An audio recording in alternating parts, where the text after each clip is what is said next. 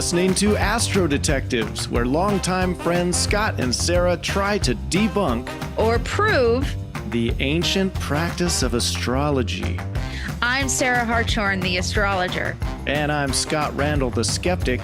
Each episode, I'll give Sarah 2 natal charts. One chart matches the exact moment of birth for our mystery guest, and the other is just a red herring. I'll use astrology to detect which chart belongs to our guest. And with a little help from my underground network of AstroDetectives, this case is as good as solved. Oh, we'll see about that. Hello, Astro Detectives, listeners, viewers over on YouTube, and our favorite astrologer, Sarah. Welcome. Welcome Hello. to our little exciting get-together. Yes. I look forward to these. Yeah. I hope everyone out there does. Yeah. Exciting news. You know, we keep branching out. I think listeners probably noticed last episode on the feed was a little different. Mm-hmm. Sarah, was that a fun change of pace for you? Oh my gosh, it was just such a delight being able to talk to Judith Hill, and I'm so proud of that interview we got with her, and she just totally inspires me. What can I say? And so yeah, we're hoping to do more interviews like that. And if you know somebody or are somebody that has a lot of history working with, skepticism and astrology and have put a lot of thought into it. Like Judith has done a lot of work with testing of astrology, which made her so interesting to talk to. But we'd love to, keep diving into those subjects. Reach out to the show, astrodetectives@gmail.com. But right now, we have another case on our hands. Case 49. We've been doing this a little while, Sarah. Are we going to have a big hurrah for 50? Next. I mean, we should. We should have a little bit of a hurrah at least. Little hurrah. Yeah. Yeah. I think 50 is a kind of a big deal. I mean, we've been doing it almost 2 years now. Mm-hmm. Yeah. So I was never, I wasn't thinking this far ahead. So it's crazy how far we've gotten. And, we got to mention the record. We're sitting here at 57%. If we win, I say we. If the astrologers get it right, it's 58%. If the astrologers get it wrong, it's going to drop down to 55.5. So much is riding on this case. Mm-hmm. Who do you have helping you, Sarah? Oh, my goodness. Well, I'm excited. We're having a returning astrologer that has helped us on a case before, Jasmina Brozovic.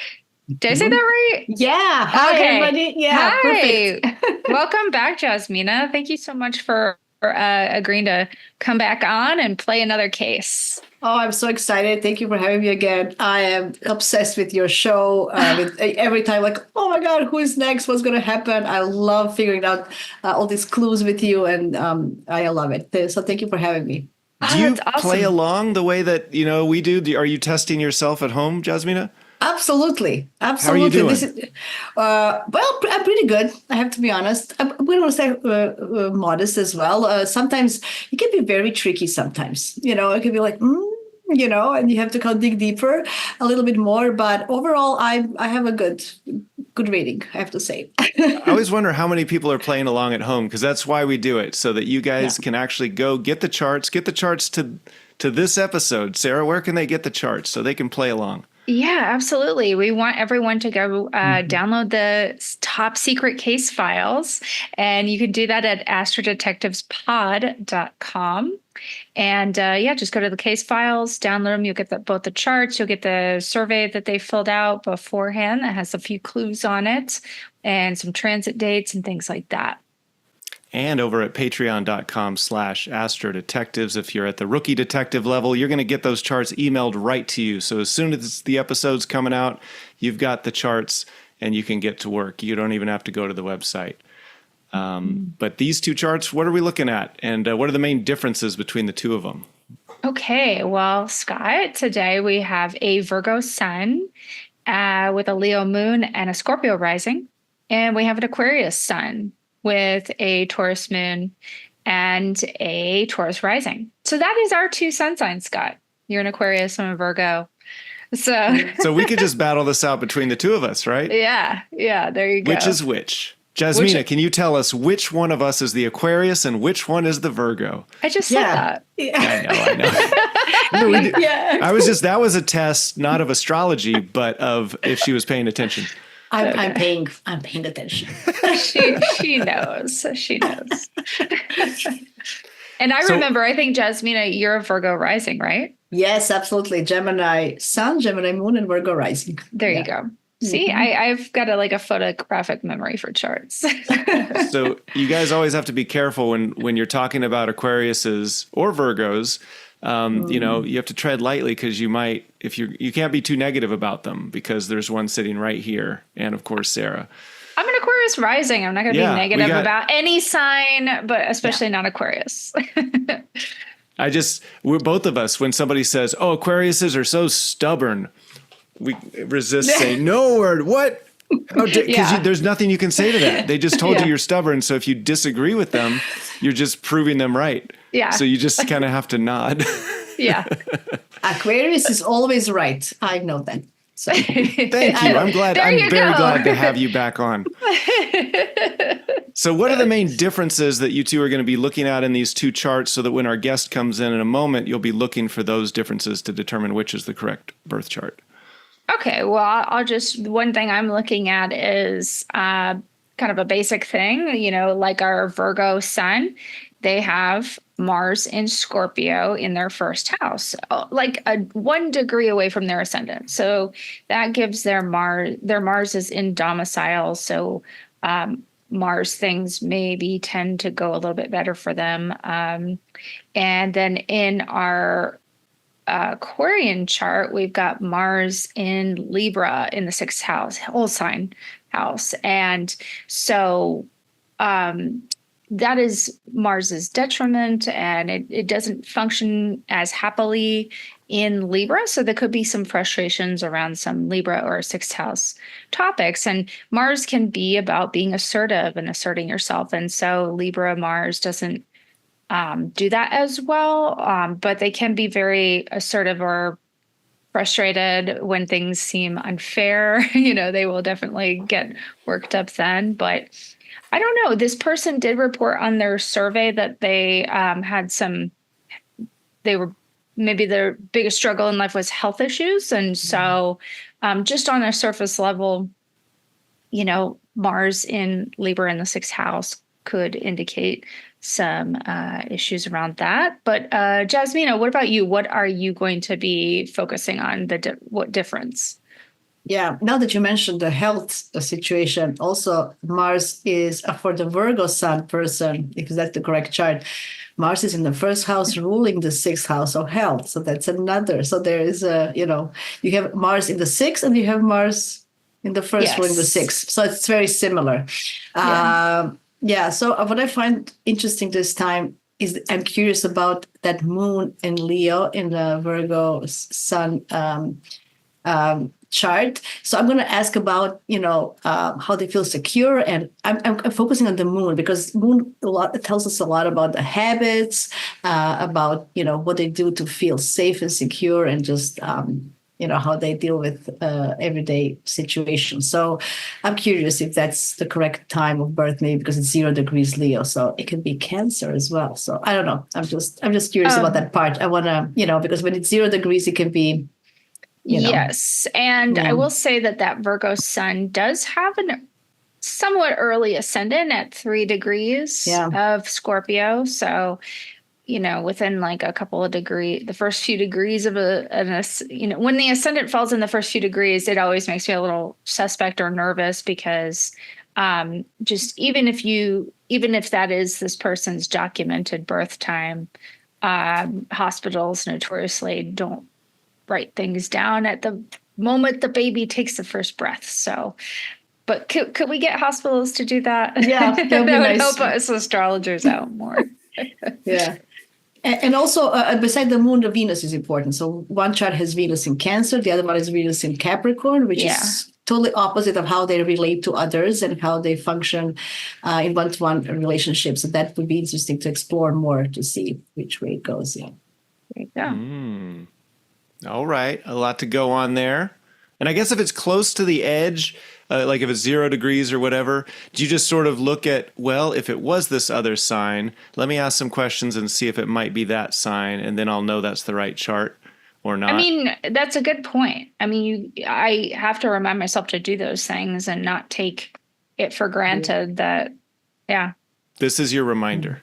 Thank you. And this is the reminder for all the listeners too. Yeah. Remember, when you're that close to the edge, who knows? Maybe that baby was breathing for a few minutes before that time was documented. Yeah. All right. Well, we've got a lot to work on. We're going to bring a guest in and see if they match one of these two natal charts like a fingerprint, if it just describes their lives in such detail that it's obvious. This is obviously their chart. We will see right after this. Hey, Astro Detective listeners, this is your resident astrologer, Sarah Hartshorn, and I wanted to let you know about my coaching practice called My Cosmic Coach, where I offer natal astrology readings, human design readings, and a whole lot more. And right now, for fans of the Astro Detectives podcast, I'm offering $25 off my signature one-on-one coaching session. This is a holistic approach I developed that will guide you through any kind of decision you're trying to make or challenge you're navigating, where we're going to consult both your human design and astrology charts and even pull a few cards too. And you'll walk away with really clear, really practical and actionable advice that is aligned and specific just to you. So head on over to mycosmiccoach.com and use promo code AstroDetectives at checkout when you book a one-on-one coaching session with me. That's mycosmiccoach.com. Welcome back, everybody. We are now joined with our guest this time. It's Meridith. Welcome to Astro Detectives. Glad to be here. Well, we're going to start in the same place that we always do. Can you just kind of describe what you're wearing today and if you have any tattoos? Today I am wearing a red flannel with a black undershirt, red framed glasses, and yes, I have tattoos. All right. Anything meaningful that kind of speaks to a motto or like a strong personality trait that made you choose them? I would say that. Yeah. Anything in particular? At least one of them, yeah. As in detail as you want to go on what it is or what it means to you. Well, I don't remember what it says exactly. It's a whole aphorism by the philosopher Schopenhauer. I got it with a good friend of mine. We decided today we are going to get random tattoos just for funsies. And I was reading Schopenhauer at the time and I was like, this one is it. This one speaks to me. So I got it tattooed on me. And it says something to the effect of life is combustion and intellect is the light of that combustion. I'd have to actually look at it and read it aloud to get it word for word, but that's the gist of it. Interesting. We love hearing, bits of wisdom on the show. And so, and I guess once you have had a tattoo for a while, you're not constantly rereading it and committing it to memory. I think it's illegible at this point too. Oh, okay. Yeah. Do you, Jasmine. do you maybe know what year did you had a tattoo? That year, it would have been between 2005 and 2007. Mm-hmm. Yeah. Thank you. As far as what you do work-wise, can you just kind of talk about where your interests have been, a little bit of, job history and, maybe what you're doing currently? Sure. I started my professional career in events management, had a couple of jobs at the University of Chicago in events. Then I had a aborted career switch, went back to events, and currently I am doing business development operations for a company called IDEO. What that really means practically day to day is I am elbow deep in our CRM and making connections for the folks who are talking to our clients and searching for opportunities to do more work and do great work in the world. CRM, that's client relations management? That is right. Okay. And what is it that you feel, I guess, that you enjoy about the job and maybe an area that out of what you're doing you feel like especially good at? Like, this is what what I'm bringing to this? I am especially and uniquely good at understanding how a glorified Excel sheet works, which is essentially all CRMs. The brand does not matter. It's a relational database. I could not build you a relational database, but I understand how it works, which I have come to understand is fairly unique. So on behalf of all of my colleagues whose attention is rightfully pulled in a bazillion different directions, I'm focused on our data and making sure that when I hear a need from a colleague, I can use our systems and meet that need with our data and information. I am particularly honed in on our CRM, but I also have a deep understanding of the rest of our data tools at the company, which is not something that a lot of people have. And then in addition to work, you have some hobbies, which you put on the survey a little bit, but can you talk a little bit about some of the things that keep you busy away from work? I am the co-host of 2 podcasts. So one is Going Over Our Freds. The acronym is GOOF because we are goofing off by watching Fred Olin Ray movies and kind of doing a recap and what we think and what all the actors have been doing in the meantime. The other podcast that I co-host is Murderland Chicago, A Deep Dish of Death. A good friend and I got together some years ago and just would not shut up about serial killers in Chicago.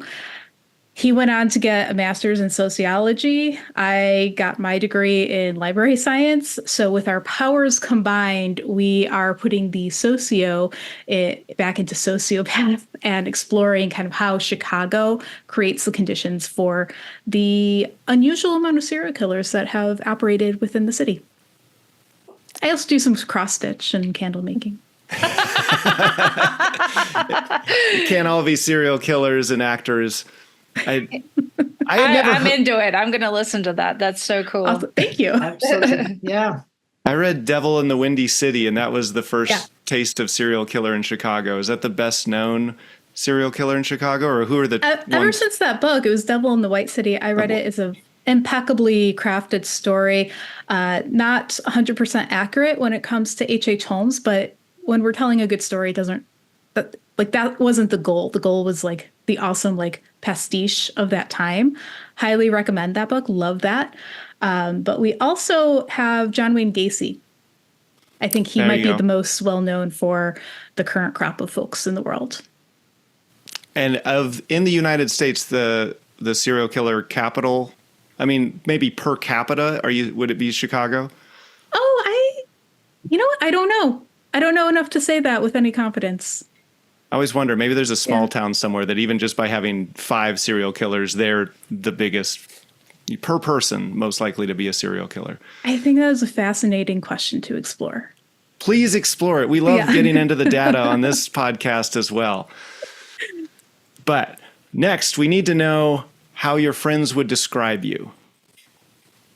That's frightening.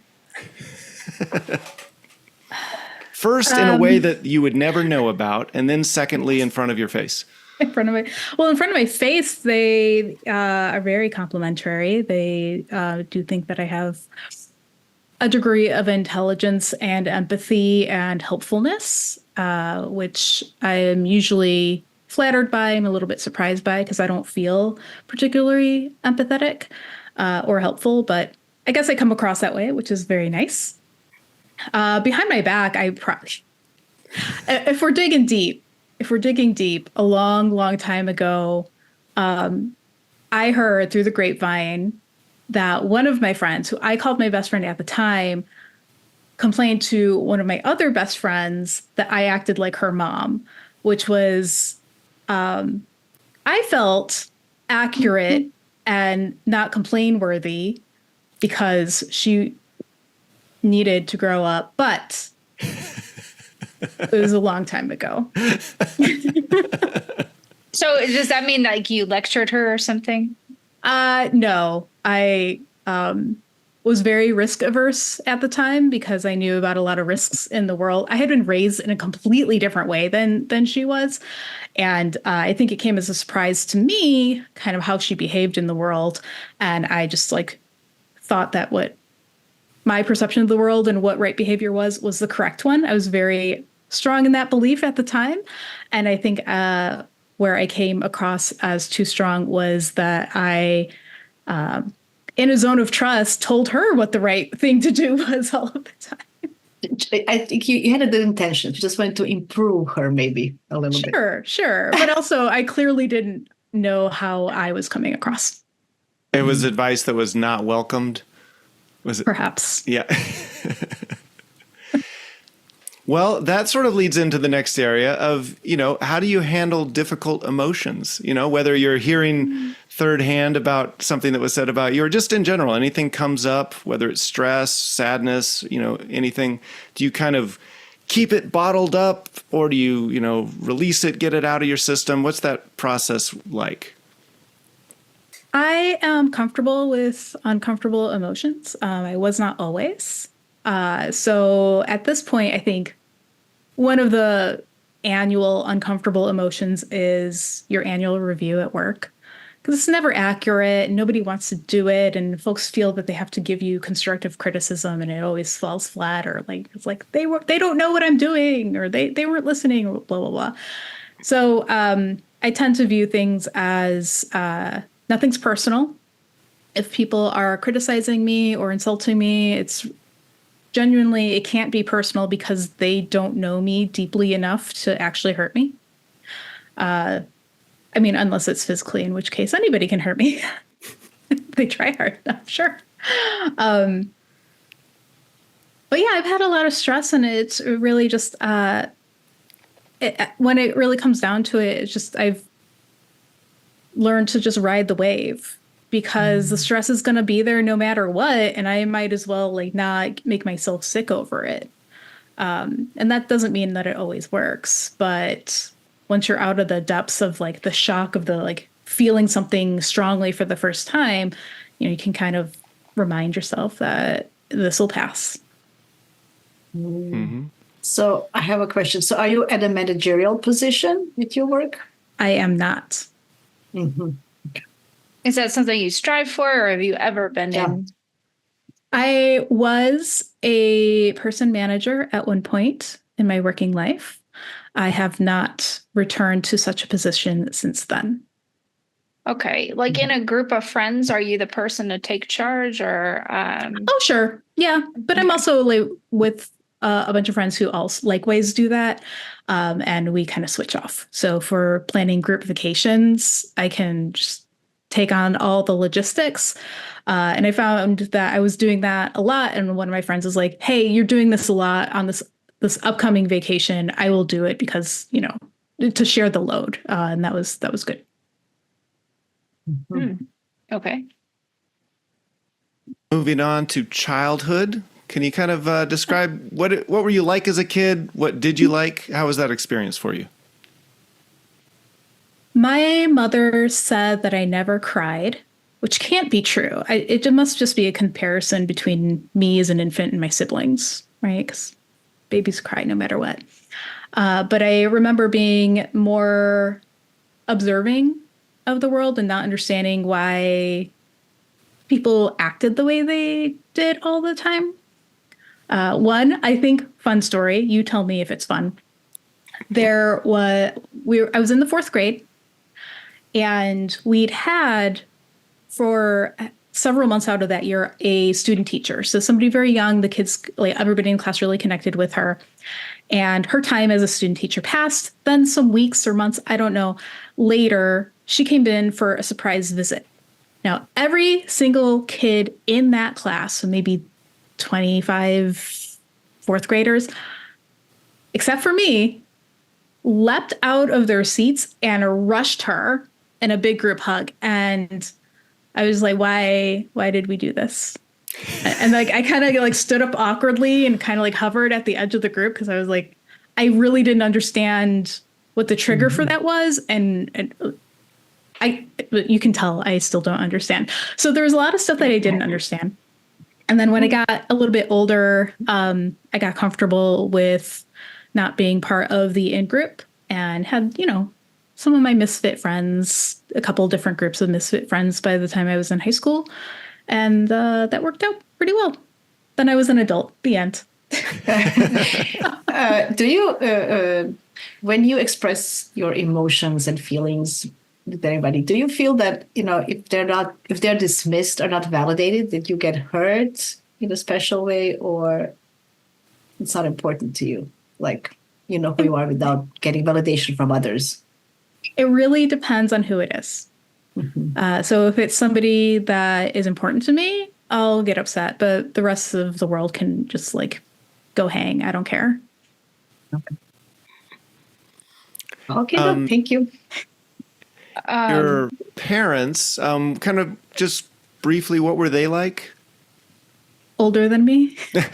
And so, what specifically? I guess professions, especially, but just kind of how you saw them too, how you related.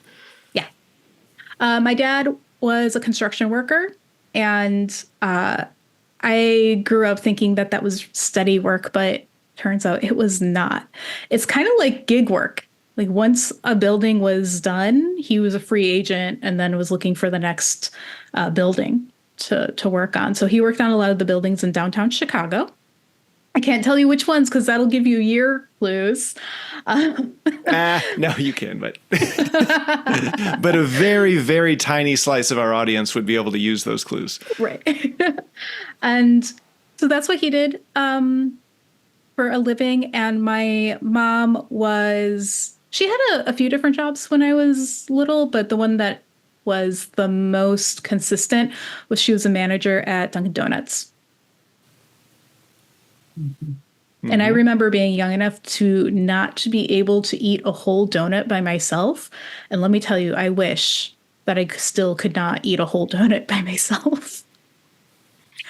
Go ahead. What was your relationship like with them growing up? Well, by the time I was adolescent, it was very difficult. I did not.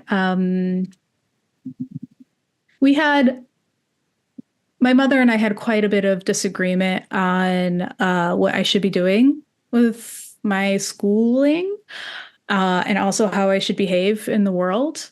Can you give us one example? She didn't like that I didn't like her. And she wanted me to be she wanted me to have the skills to mask and put on a friendly face when I did not have those skills. I was a teenager, you grow into those skills as an adult. But I had a really rough time because she was always, not on purpose, but her personality needled me. And I imagine my personality must have needled her too. And then we were just ourselves together in the house because my siblings are older. They were out of the house. And my dad, he was sort of out of the picture at the time when we were at each other's throats the most. So we didn't get along. As soon as I hit adolescence, we didn't get along. And my dad, I was always terrified of him when I was growing up. And I was talking to my cousin. My cousin's about the same age, and her dad was also terrified of him. And when we were a little bit older, I was asking why were we so scared of our dads? And we were just thinking about it, and we're just it's because they were both really big and loud when we were very small and shy. And it's the only thing that my cousin and I have in common. So he was a yeller, angry yeller. But by the time I was in high school, he was on sedatives, just a regular medication sedative. And so he was just kind of I don't know if you've had to interact with somebody who is sedated, or when the dosage wasn't right, because I think that was a lot of his problem. But for a while, he was just kind of there, just happy to be in the room. Okay. Yeah.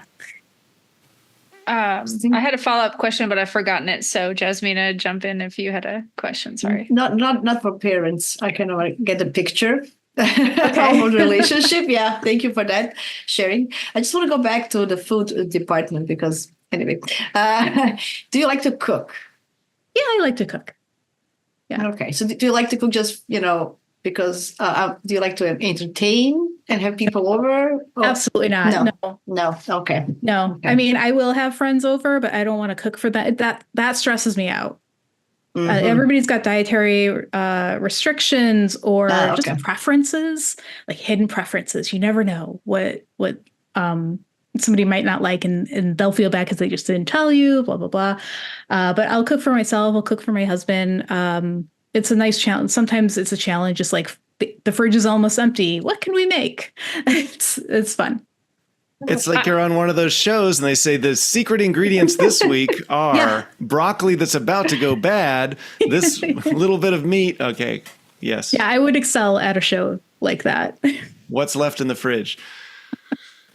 I know what I was going to ask. It was kind of a follow-up question to something your mother said to you. Have you been accused of like just having RBF or scaling? Like not intentionally. Once. Yeah. Just once or once that's a really good follow-up question because once to my face. I don't know what people say behind my back. I guess what I'm getting at is, can you just be sitting there and be perfectly happy, but somebody thinks like, what's wrong? Like, do people tell you that? No. Okay. The one instance where somebody mentioned that I may have RBF, I was walking to work and this was a colleague and she was driving along the same street. So she recognized me because it was like, this is residential street area. And later on that morning, we were both in the office and she mentioned that she had seen me and said something to the effect of like, what were you thinking about? Because I had an expression on my face where she said like, oh, like nobody's going to mess with her. And I was just listening to music and have my going to work face on. Okay. That's like the pregame face though. Like, was the music pumping you up? I was probably Angel Dust by Faith No More. I was really into the album of that year. That's a great question too. And Scott, we should start asking this. What kind of music do you listen to? I love Angel that. Dust by Faith No More is a good one. I think I know what that is. Yeah, I'm pretty sure. Yeah. Do you remember they had a hit ages ago called... Wasn't it called War or something? Well, there was Falling to Pieces and there was Epic. Oh, we've got fans here. I only remember those two. I was an MTV kid and I remember those two videos. On Falling to Pieces, they were spraying paint everywhere. So just very visually appealing to me. Yeah, absolutely. I think the song's name might be Epic, but the lyrics are like, what is it? It's Epic. Yeah. I love that. And it ends in a piano. Isn't that right? Yeah. I was like, I loved that. Yeah. Pick up Angel Dust. Okay. The album, not the drug. Okay. Specify when you're purchasing. I don't know if whatever that was is called Angel Dust anymore. Anyhow, I also listened to just Spotify roasts me. I listen to the day list on Spotify and it'll say like angry divorced grunge dad afternoon, which I find that to be super rude, but also the playlist is really good. Okay. So think like Rob Zombie, like Pearl Jam. Pearl Jam's not my favorite, but they've got a couple good songs. Now I have a question. Now that you're talking about the music, do you feel that you are more rebellious, but sometimes you kind of obey the rules and you have like a conflict between you about, I want to, just break free and do something, or just, oh, no, I have to be kind of like a, by the rules girl? That's a great question. Because I guess inside of me, there are two wolves. And one is a rule follower and the other one is more rebellious. But I've found that when it comes to work, I'm very good at following rules. So if I always thought like a dream job for me would be this like ancient corporation full of red tape because I can handle red tape. I can navigate red tape. Like red tape are us. That's me. But when it comes to like personal freedoms, or if we're talking about like rights that we are granted in this country, or things that people in my personal life want me to do that I don't want to do, then this more of a rebellious streak comes out. Awesome. Thank you. You mentioned your husband earlier. The next question is on relationships, and that being the biggest one, can you kind of describe him and what drew you to him? Physically? In general, anything about him. Like, Oh. yeah. Personality, hopefully, too. It's not just purely physical. Yeah. He's a Hufflepuff. I married a Hufflepuff. Which, when I finally came to that realization, I was... You're talking about me? Yeah, yeah. Okay. He sensed it. He sensed it, and we're talking about him. Perfect timing. Let's get him in here to confirm anything that you say. Exactly. So we went through a period of time where people would stop him on the street and just yell the words Penn Jillette at him, because he's a tall man, large, with curly hair and a ponytail and glasses. And so you might remember Penn Jillette. That was his signature look for ages. And the real Penn Jillette, I think, recently cut his hair. This is the famous magician from Penn and Teller, as most people would probably know him. Okay. Yes. I was didn't know Googling that. I didn't know that was an outdated reference, which, okay, that's all right. I think if you just said Penn the magician, I would have known. But you said it all as one word, and I thought, what is that? Is that like a singer or? Sorry. That's totally fine. So yeah, he's a tall dude. He's an attorney. He works for a nonprofit. What else? Very thoughtful person. Very absent-minded. If you were to recommend that he learn just a few magic tricks for the jury just to kind of win them over, how would he react to that? He would take out one of his hundreds of decks of cards and use a lot of hand waving to try and distract the jury from his lack of knowledge about card tricks. He's a good performer in some ways. I mean, I guess you have to be if you're. I'm thinking of trial room. He's not in trial, Oh, okay. He doesn't do trials. This is a lot of paperwork and negotiating. Paperwork is where it's at. Paperwork, research, writing. Yeah. Excellent. Overnighters. Lots of overnighters. So you mentioned he was Hufflepuff. What do you identify as? I've taken quizzes. So I just want to preface this as like, I was never the biggest Harry Potter fan. Is just pervasive in our culture. And a lot of my friends years ago were just like, what's your house? So I've taken quizzes, and I'm a Slytherin. I knew you were going to say that. That's going to be our side podcast where we try and identify which Harry Potter house the guest is from. Right. But I don't speak snake, but we do have a garden snake. At least one. I've seen at least one garden snake, which is great. Did you name him? No. Okay. You can't get attached to the wildlife outdoors. I'm in Chicago, so the winters are very cold, and if I get attached to the outdoor animals, they might become indoor animals, and then we've got a problem. Okay. Slytherin would be a great name for a snake.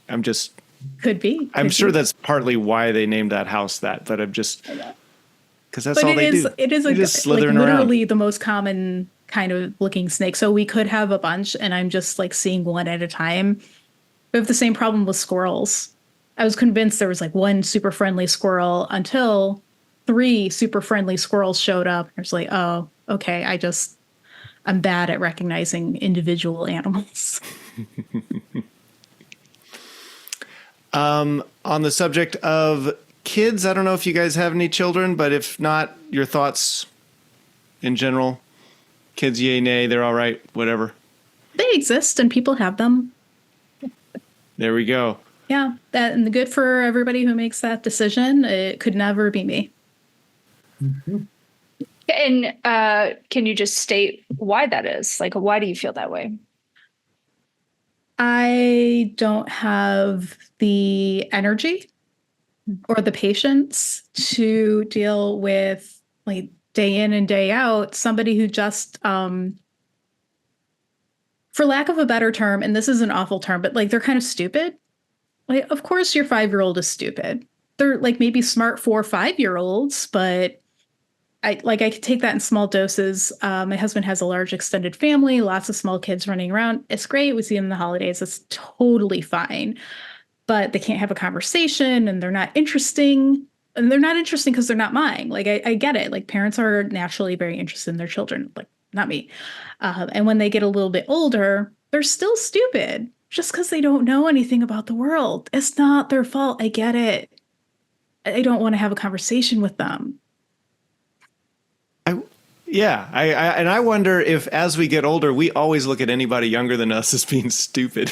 I don't know, like, yeah. But then I do the same thing towards older people. I'm like, okay, yeah, but you're losing it a little bit. Like, you're not as smart as you think you are. So we're always in this sweet spot where we are the right age to know everything. I think so. Right? We're all sort of in the right. Yeah. Yeah. Yay for great observation. elder millennial, early exennial Gen X. But also it was just so expensive. And when I was entering prime child like rearing, well, when my friends started having kids, I should say that, I had to like do some reflection. Like, is this something I want? Like, we're over our teenage years. It's no longer an emergency if you're pregnant. And some folks are getting pregnant. And I was like, oh no. And then they were like, no, this is good. It's like, hooray. Good for you you. meant to. It's a jarring transition. But they kept on having more kids. And I was like, all right, this is great for you. But I had no answering desire. There was no jealousy. There was no inherent desire to have kids. When I passed another threshold, I was getting to the point where doctors recommend like have kids now or else it's going to get real hard in a couple of years. I talked to my husband. I was like, hey, we talked about no kids, but if you want to change your mind, now's the time because like I won't really be able to after that threshold is passed. And the answer was still a no. And okay, well, I'll stop there because then I'm at risk of giving too many age details. Oh, all right. Yep. Well, we want to move on anyway to the exciting category of money and debt. Mm-hmm. Your relationship with money, just, how do you like to spend it? Are you a saver or saving up for big ticket items? Has debt been an issue? Are you good, bad with money? All things money. All things money. I don't have a poor relationship with money. I think when I was very new to adulthood, I just didn't have enough money to really worry about it. I mean, I was stressed out because I couldn't buy the things that I wanted, right? So I was like, my first job out of college, I was wearing Walmart clothes because it's the only thing I could afford, and a little upset because my colleagues at the time, I was very young in that office. All of my colleagues were wearing things that looked, to my eyes, expensive. But I'm looking back on it, I know this was just not Walmart level, like TJ Maxx level, right? Which I couldn't afford when I was, 22.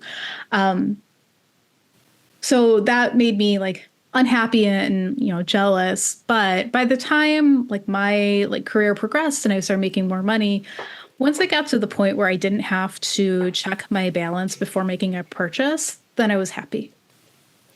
Because if I could live month to month without worrying about getting into overdrafting my account, then I was fine.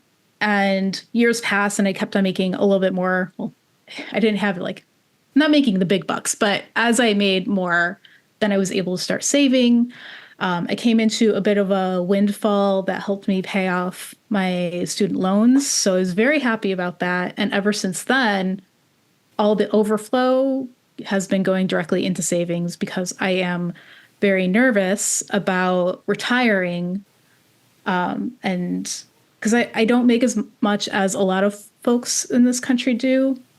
I'm by no means like poorly off. I'm much more fortunate than a lot of people in this country, but we're going to age, we're going to get sick unless we die first. And I am terrified of being too old to do anything about it, about my money situation, and having some sort of like money pit of a diagnosis. Completely. I think a lot of people listening probably were just like, amen. Yeah. I think that's so many people's concern. How much do I have to make and save so that when I can't be making anymore, it's going to last me? I mean, this is how the whole retirement industry is made. Right. Well, and will we be able to retire? Will we die by accident or illness before it? Like that's stressful, but I can't do anything about it. So I just throw everything in the savings. A few years ago, actually, right when the pandemic started, I was like, oh, great. I don't have to like buy new clothes to keep up with the Joneses. And the Joneses are my work colleagues who dress like super nice. I started saving a lot more money then. It's like, yeah, this is one of the nicest things I have. She put on her finest flannel for us. It is. It's I think it's like LL Bean or something. Which I know it sounds like super That's some brand dorky, name. but it really was quality. And I don't think I'm going to have to buy another one ever unless I take a bad fall down a mountain and rip this one. And it's also more sustainable. We're not doing our cheap fashion. You buy something good and just make it last. Yeah, exactly. I'm very thrilled about that. I bought for the first time ever, I bought a pair of leather shoes. And I'm like, oh, I'm never going to have to buy shoes again. This is fantastic. This is where we need to slip our sponsorships into. Yes. Buying quality over quantity. The best leather shoes made in America. Your brand could be here. Let us know. Email the podcast. I mean, that's my relationship with money. And like, if I can like spend a little bit more on something that I know is going to last for years, maybe forever, for like my personal lifetime, I'm at the point where I will do that now. Lifetime warranties. Yeah. Well, some would say that you actually know exactly how much you need to save for retirement because it's in the stars how your life is going to go and where anything dramatic happens. So if a big thing is coming up, you can just blow all the money, know that you're good. I don't know. That sounds that super may or scary. may not be incorrect. I am not the one to ask about how astrology works. Yep. I'm just over here in my skeptical corner. Mm-hmm. On to health and self-care. Oh, yeah, that's important. Any sort of like as health goes, has anything been like a consistent issue for you? And then self-care, is there anything that you find is just especially beneficial for you as part of your routine to just, make you be your best or feel your best? Sure. Oh gosh, I want to tread the line of not being TMI, right? So I've had a chronic health condition since I was around 12 years old. It is it's a genetic condition which doesn't always activate. It's one of those autoimmune disorders that is not. I don't have to I don't have to take internal medication for it. You can take topicals. So that's always a concern because what this is inflammation, constant inflammation. And that's known to be bad. But what are you going to do? It's chronic. It's a health condition. I can't do anything about it. Also, for a bunch of years, I've had like daily acid reflux. I'm taking a pill every day. And I know that's pretty bad because that puts you at higher risk for esophageal cancer because of your acid will scar your esophagus. And I don't want that because the treatment there is to like remove the esophagus and connect your throat tube directly to your stomach. That's horrifying. And also, you're not going to live too much longer after that. My dad died of cancer. So I'm just like, well, that's fun. The doctor does not like that I don't know more than that. because he didn't have a diagnosis of what kind of cancer. It was just metastasized everywhere. And they were like, well, 3 months to live. Enjoy it. But my doctor was like, he wants to know. I was like, was it lung cancer? Was it this cancer? Was it that cancer? I was like, nobody knows. Oh, mind your business, okay? Right. We're here to talk about me. Right. So there is, so those are like my health concerns, I guess. I haven't really, I mean. Sorry, go, Sarah. Go ask. I was just going to ask, you don't have to elaborate, but when you're like TMI, is it have to do with digestion or genitalia or something in that region?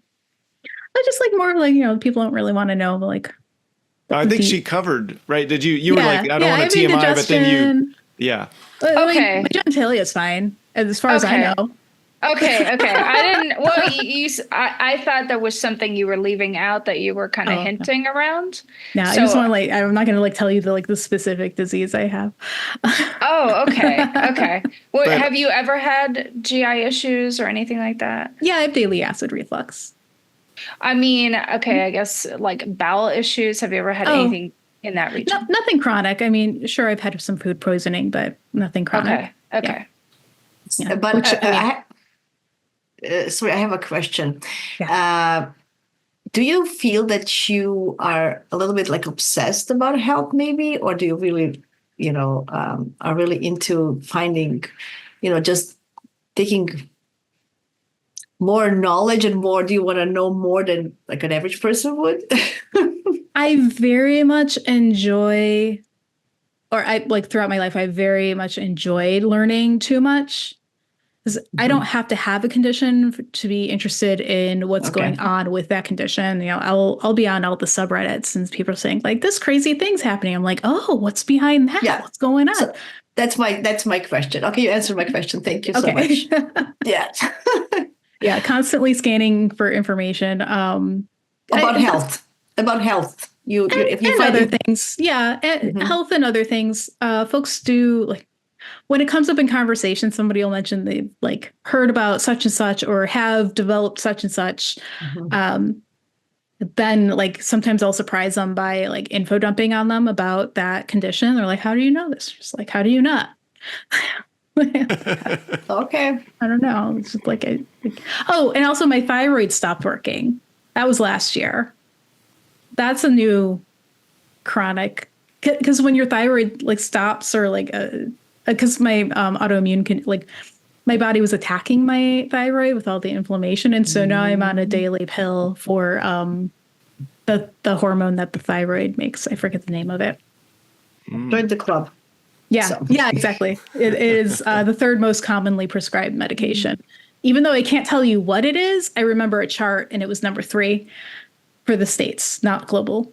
And then you asked about self-care. I think that is a very broad term that can mean kind of whatever you want it to mean. Intentionally broad. If there was anything that you do as part of your daily habit that you're like, for me, and not that I meditate every morning, but it's one of those things where like, I know if I do it, it benefits me quite a bit personally, but everybody's got different things that they do, especially like a walk outside. That's another like game changer for me sometimes.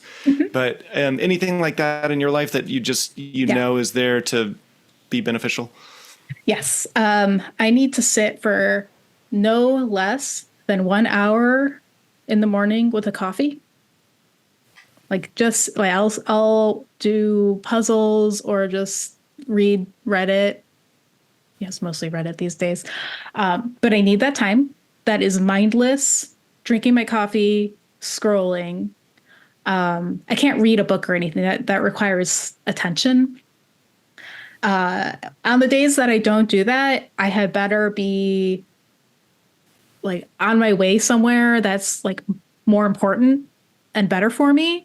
Otherwise, like my day is kind of all messed up and I'll get to the mid-afternoon. I'm like, oh, what am I doing? Like, what was I supposed to do today? Just because I didn't have my coffee in the morning, my unstructured coffee time, I should say. I'm trying to like cut back on the coffee. So I got tea now. Good. So your daily routines are important for you. That one, feel. yeah. Yeah. Mhm. I'm pretty flexible on everything else. I work from home, so my day can change day to day. Sometimes I'm out gardening on like slower afternoons. Evenings are usually just kind of whatever I need to get done, but in the morning I really need to just sit alone. Coffee and phone. Do you, I just have a few more like health questions. Do Yeah. you have a tendency to run hot at all? That's a great question.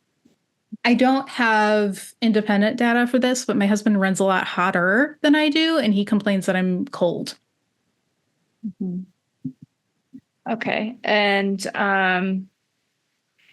have you ever had any like nasal issues or allergies or? Yeah, I have an odd semi-seasonal allergy once every couple, 2, 3 years.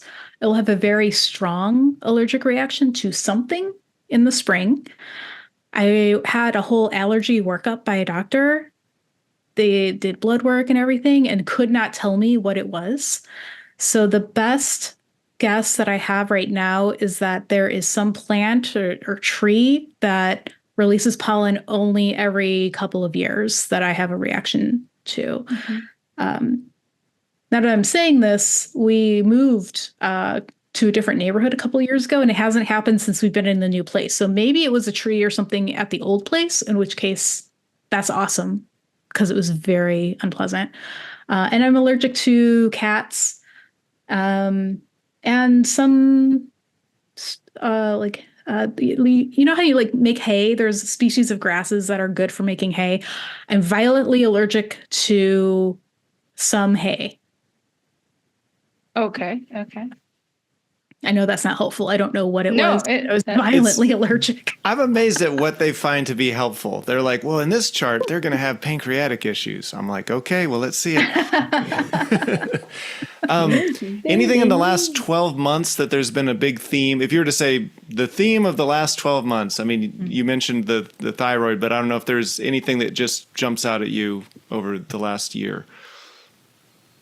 Great question.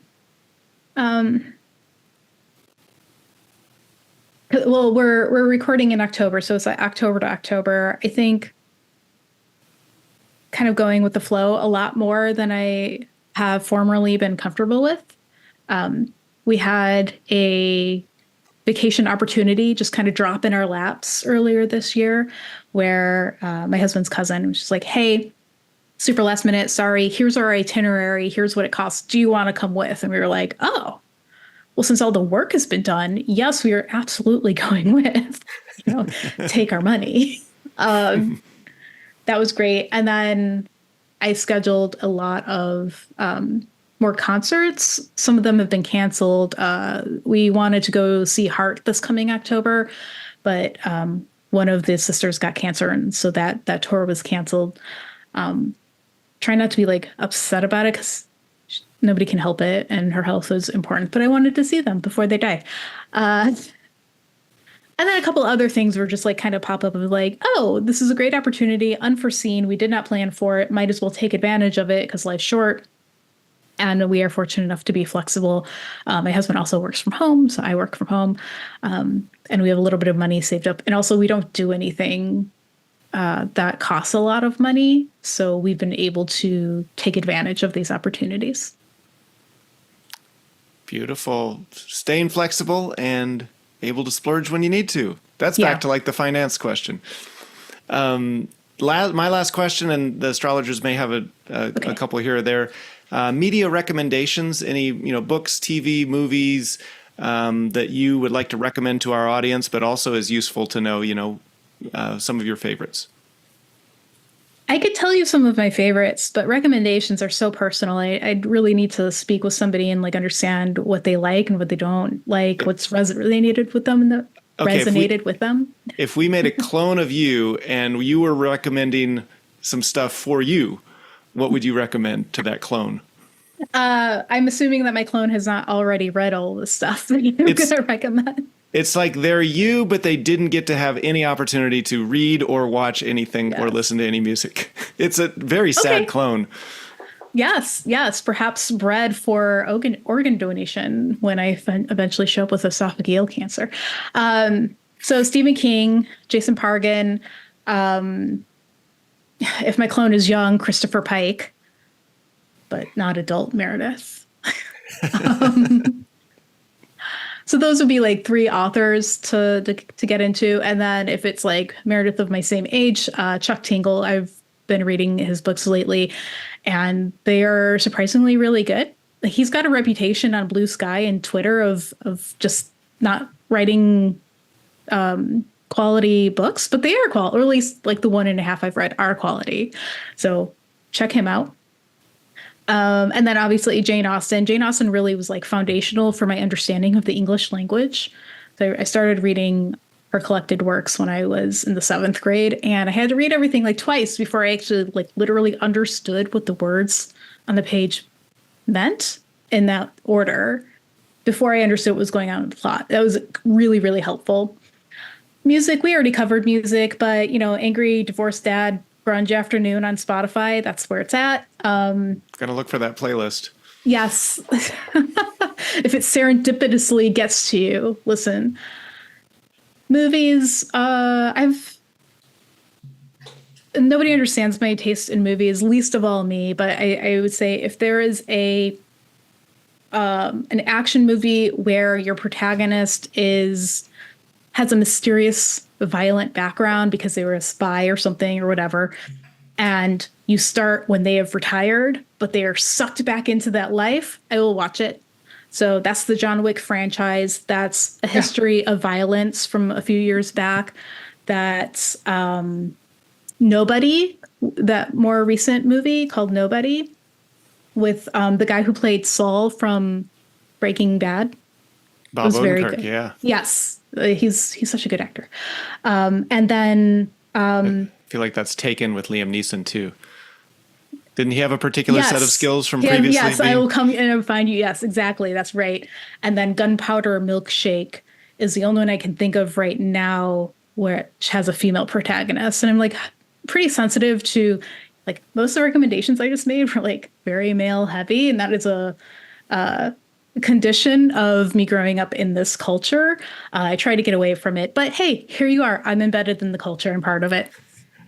Sorry. We're changing it a little bit at a time. I mean, that's why I love this questions, because algorithms determine so much of what we see now that just pops up in our feeds. So if you can talk to another human being and reach outside of your bubble and say, what's in your bubble? What are you listening to? So I appreciate you sharing. Astrologers, anything else on your mind before we go huddle and see if you guys can pick the right chart? I just have one question. Oh, yeah, sorry, go sorry. ahead. Just one. No, you go ahead. This is the last one. The year when you met your husband. I need to calculate something in my head. I met him in 2008. Do you know the month, maybe? March. Well, thank you. We had shared the same kind of neighborhood. We first started talking, and I knew who he was in March of 2008. Perfect. Thank you. That means a lot. Yeah, I think the last question I wanted to ask is what really pisses you off, or can you maybe give an example of like the most pissed off you've been? Yes. I like that. Need to be diplomatic when I'm saying this. All of us live in a world with other people, and our actions and words, how we behave, have an impact on others. Children don't have enough awareness to understand that what they do impacts others. So that's why, you've got a really young kid and they're super rude and it makes their mom cry. It's just like, that's terrible, but the kid doesn't know. When somebody is old enough to know better, like, we're talking beyond teenage years, because I very much have empathy for like not knowing what's going on when you're a teenager. When you are an adult in the world and you know better and you're taking advantage of others and really making life difficult for your friends, mostly your family, and you don't have the self-awareness to understand what you're doing and what an asshole you're being, that is what very much upsets me. And this has an impact, like personally, this has had a very negative impact on some folks that are very close to me. And that is what really has been the rage bait for me. Like, I don't get upset about like headlines and stuff. That's removed from me. I can't have any impact on that. And nor can any of us on an individual level. Like, yes, you can vote, but like the next terrible headline is going to come whether you will or not. But you can have an impact on the people you interact with day to day, the people who love you. And if you go out of your way to have a negative impact, that does. Sorry, I'm trying not to get upset right now. Talking about it makes me upset. Mm-hmm. And I'm not going to give a specific example for that, although Okay, we were not recording, I could. So people who are being assholes is basically, and how do you react? Do you try to,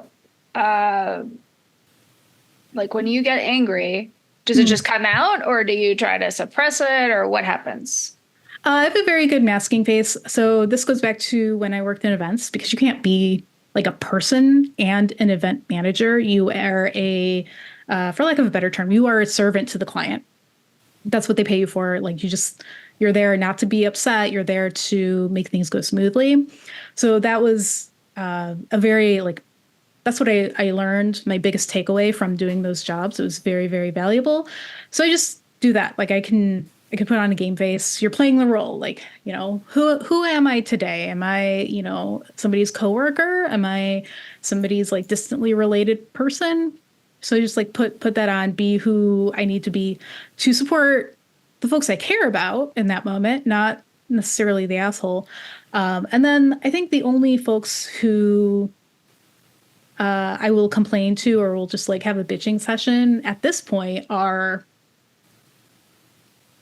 maybe 4 people in the world. So if I'm really upset, and if they're like in a place where they can like hear a bitching session, then they'll hear it. But if not, if I'm just not around anybody or it's just not the right time, I don't know. I probably honestly will just go get like a can of Pringles and that like awful nacho cheese in the jars. And just put on like a good movie, maybe a violent movie, and just like have my favorite snack, watch my favorite kind of movie. Time will pass. I'll get over it. Mm-hmm.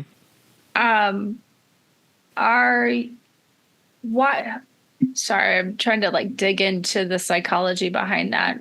Is that because of how your father was so loud, or is that because someone told you not to show your anger? What do you think?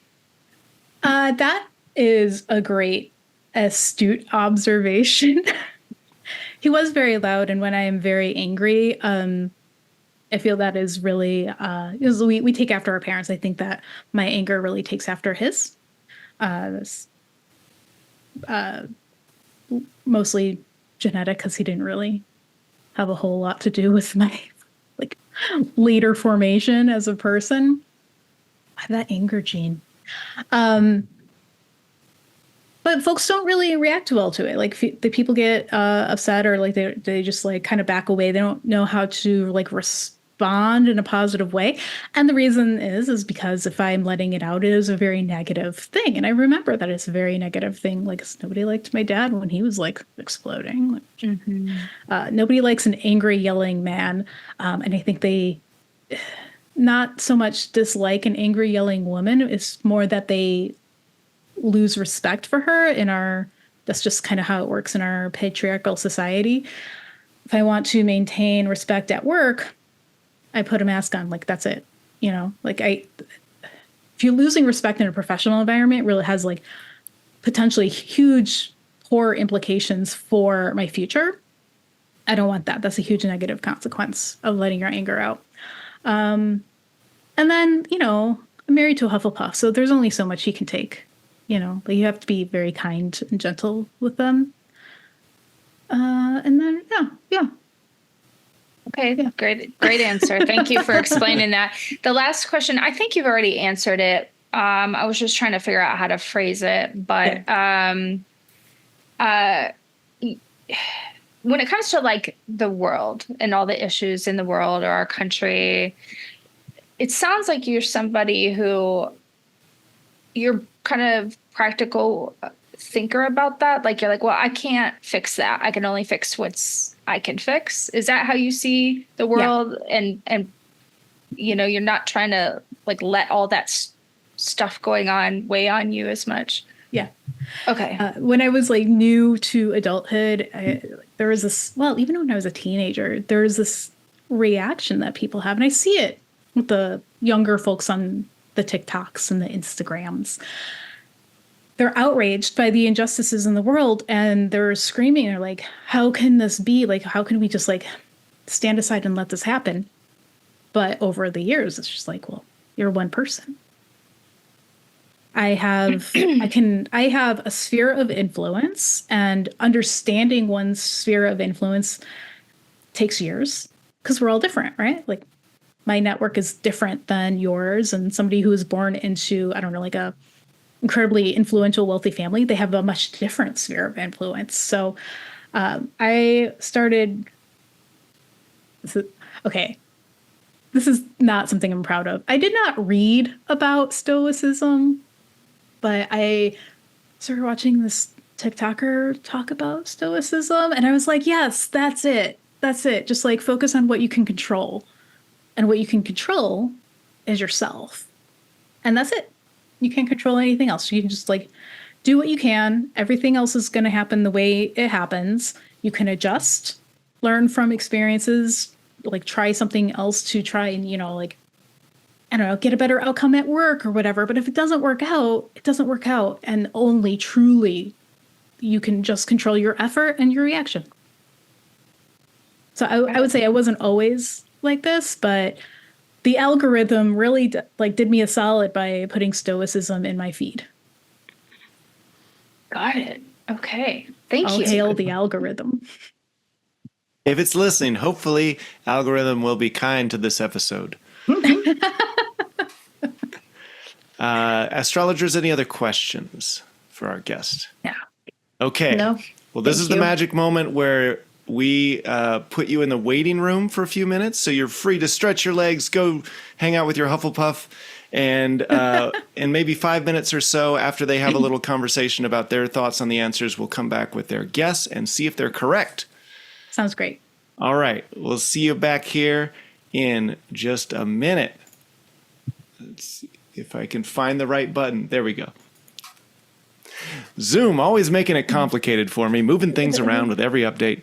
Okay, we just had a delightful chat with Meridith. I'm going to turn off my camera so I don't interfere, and then maybe we'll regroup in about 5. Sounds good. All right. Good. Thank you, Scott. Okay. All what right. do you think? What do you think now? Yes, I think you are. Well, if you haven't changed, I think you were right on the money. Yeah, I haven't.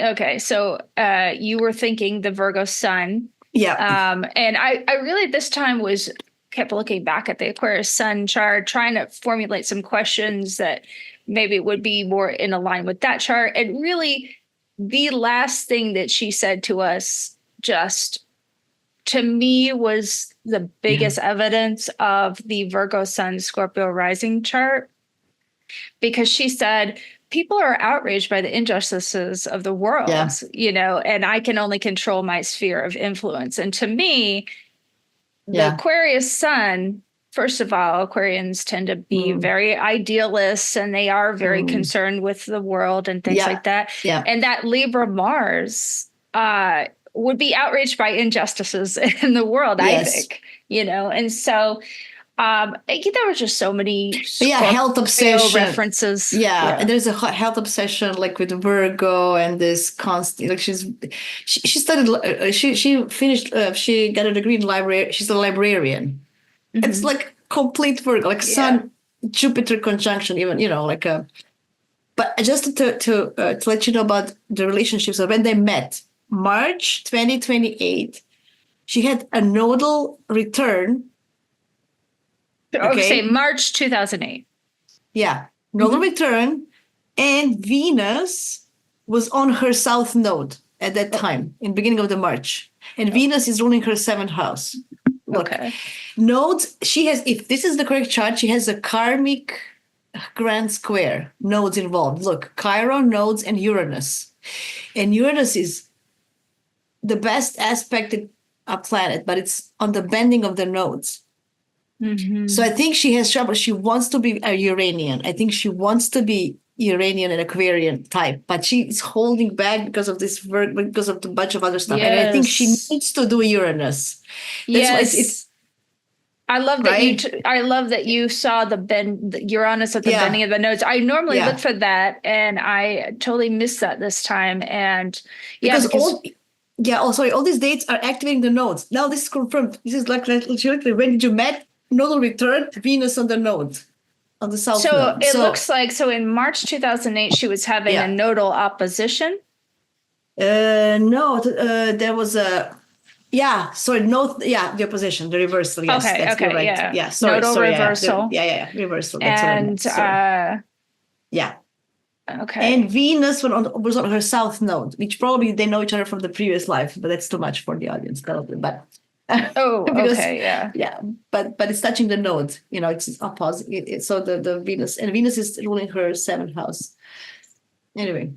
All this all these murders, and that's so Scorpionic, all of it. So Scorpionic, the Slytherin comment, even just like the fact that when she came on, this was, I think, in the commercial break, she mentioned that her lighting was kind of dim, and it has been, and so that's kind of like. And she's wearing red and has red framed glasses, so Mars on the ascendant. That to me, she just felt so much more Marsy than Taurus. Yeah. And Taurus risings are more round faces. She doesn't have it. Like they're physically more round. They're literally. And I think as a Taurus rising, she would have a calmer approach. Well, she said anger. She was really hinting or saying, I have the anger gene. And so, I was really looking for a lot of those Mars signatures. A Mars square moon. And Mars square moon. Mars is inflammation. So I'm in agreement with you. I'm not feeling the Aquarius chart. Yeah, me too. Okay. I think we're on a point. I think you made some good points as well. I like you drilling with the health. I thought it was very good because digestion is also Virgo and acid fluid. It's Mars Virgo together. I mean, I'm saying. Well, sometimes it's hard, at least for me, to tell when. It's like she has Mars on the ascendant. However, it is in domicile, so it's probably not going to be as bad as it could be. But it is a day chart. So Mars is a little bit more of a difficult problem. And just being 1 degree away from the ascendant, you would expect to see some issues, even if it's, I think, in its own. I don't know. If she's Aquarius, I mean, I wouldn't be surprised because she has this Uranus feeling, but I think it's more this. I don't know. And I mean, both Virgo and Aquarius are very brainy, but she used so many $100 words. Some I was like, I don't even know what that word means. And to me, that was a little bit more of Mercury Virgo than Mercury retrograde in Aquarius. But I don't know. I mean, those people are smart too. There's just a lot of other like subtle things, but I think we don't need to really go into too much more detail because I think I was just getting like the serial killer stuff, the Slytherin, just there were so many like Scorpionic traits and Virgo traits. I also find people that have tattoos lots of them have Pluto in the 12th. Anyway, that's another thing. Interesting. All right. Well, I tuned back in when you were talking about how both Virgos and Aquariuses are brilliant. We can't see you, Scott.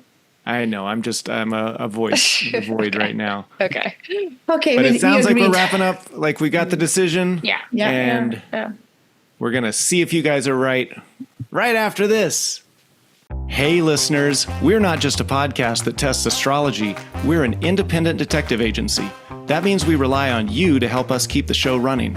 Exactly. By joining AstroDetectives on Patreon, you can support our mission to finally prove astrology is real.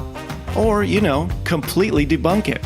Here we go again. One thing we can agree on, Astro Detectives is the only place you'll find astrologers and skeptics working together, like a buddy cop movie you didn't know you needed. And trust me, detective work takes time, gathering evidence, late night stakeouts, solving cases, especially when Mercury's retrograde. Okay, you can't blame Mercury. The first step is easy and free. Just follow Astro Detectives on Patreon to get access to our debrief episodes where the conversation continues after each case ends. We break down what went right and what went wrong. And if you want to fast track your training, become a rookie detective for only $3 a month. You'll unlock exclusive bonus episodes, plus early releases and the top secret case files sent straight to your inbox. Or for just $1 a month, we'll make you an Astro intern. No compensation per se, but hey, you'll gain valuable detective experience and that warm, fuzzy feeling knowing you're helping us keep the lights on. So if you like what we're doing and want to support us, head over to patreon.com/astrodetectives and join the investigation today.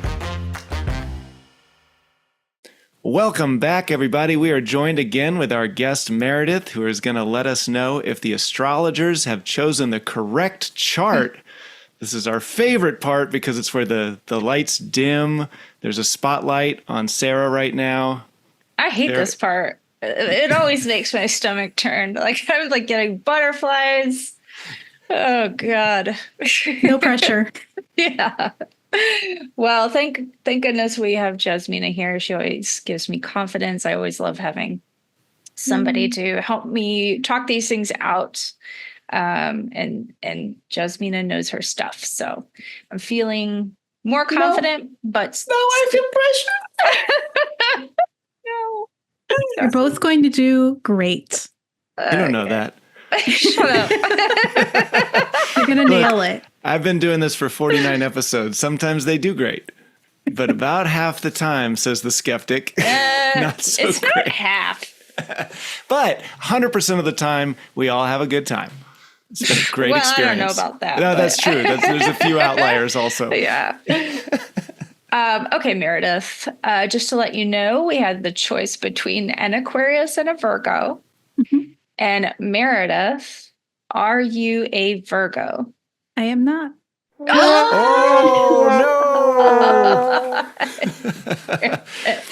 This- I'm shocked. Oh man, they were dissecting Yeah. the transits and everything. Damn. No, Now, this is what makes the after episode especially fun because they get God. into the two charts and they see where they were wrong and try and correct it.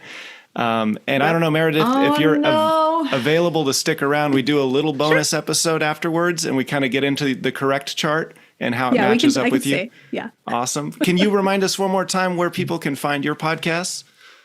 Find me anywhere where fine podcasts are pervade. We don't do video, so actually just all on your audio apps. One podcast is Goof, stands for Going Over Our Freds. Also find us on Blue Sky at like Goof at Blue Sky. I don't know. I don't run that one. And also Murderland Chicago, A Deep Dish of Death. We're on Instagram. And yeah, subscribe if you want. Or if it's not your thing, don't. It's fine. It's totally cool. No pressure. No pressure. But if it's your thing, yeah, subscribe. Thank And you for being here. Jasmina. Yeah. Yes. Can you tell us where people can go if they want to get a reading from you? Yes, absolutely. At Jasmina Brozovic Astrology, I have a website, YouTube channel, and Instagram. You can find me there. Subscribe to my newsletter as well. I have a monthly forecasts and also interesting guests on my YouTube channel talking about astrology and everything. I have a celebrity charts, this and that. I have many different topics, lots of different people. I love talking astrology. And I want to thank Meridith for sharing her life story with us. I have to go through this all over again tonight. I won't be able to sleep. My Virgo rising won't let me go to sleep until I go through and see again what happened. And I want to thank you, Sarah and Scott, for having me again. It was so much fun. It was great. Well, Meredith. That was a good one. Scott, this was a good one. I admit it. Well, the conversation continues over on Patreon. For now, that's it, everyone. Let us know what you thought by commenting on whatever platform you follow us on. Links to our accounts are in the show notes. If you like the show and want to support it, you can visit patreon.com/AstroDetectives, where we analyze the case you just heard on our debrief episodes. Don't forget to subscribe on your favorite podcast platform so you don't miss the next episode. Rate and review with the good reviews. If you didn't like it, you know what? Just forget it. Move on to the next podcast. And tell your friends, and this conversation continues. Until next time, the case is closed. Boy, I was starting to write a new script, and then I just left half a sentence in there for no reason. But until next time, this case is closed. Talk about the detail-oriented perfectionism we do on this podcast.